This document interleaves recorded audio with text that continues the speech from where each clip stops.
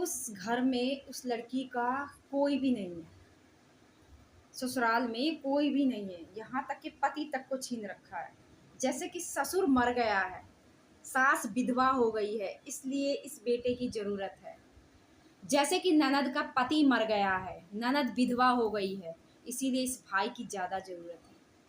Guys, ये video मैं बोल रही हूँ, लेकिन ऐसा करते क्यों हैं लोग? क्यों ऐसा व्यवहार करते हैं? जब खुद का पति है, सास का हट्टा कट्टा हाथी जैसा, गेंडा जैसा, वो कम से कम 100 औरत को देख लेगा वो ससुर। इतने बुढ़ापा में इतनी ताव है उसको, और हमेशा बहू को क्या धमकी देगा? हाँ, मैं बेटा को सिखाऊंगा। अगली बार बहू गांव में रहती है ना, तो कुछ कभी पानी बंद कर देते वो लोग, कभी मोटर बंद कर देते, कभी पानी ऊपर से गिरता। खुद तो सास नीचे लैट्रिन बाथरूम किचन 3-4 रूम बना रखी है सारा, और उस बहू को एक रूम दे रखा है।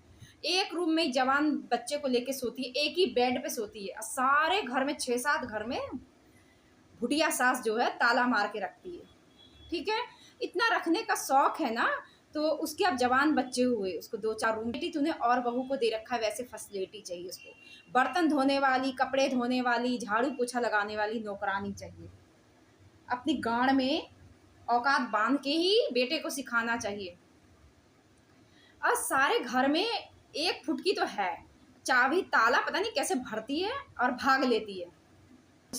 कभी पानी गिरता तो बहू को गाली देती, कभी जब उसको बाथरूम नहीं आता, एक छोटा सा बाथरूम, उसमें बर्तन धोएगी, उसी में नहाएगी, नहाने वाले में गैस धोया जाता है। मतलब इस तरीके से उसको ना बहाने कर करके उसको ना टॉर्चर करती है, बहुत टॉर्चर करती है। और जब उसके पति का फोन आता है ना, तो कुछ लड़के, उस लड़की बहू के पति का फोन आता है तो बाहर चली जाती है बुढ़िया, कभी छत पे चली जाती है, जैसे कि उसका बेटा नहीं है, उसका खसम है। तो आज के समय में कौन सी लड़की इतना बर्दाश्त करती? सास की बेटी बर्दाश्त करती है?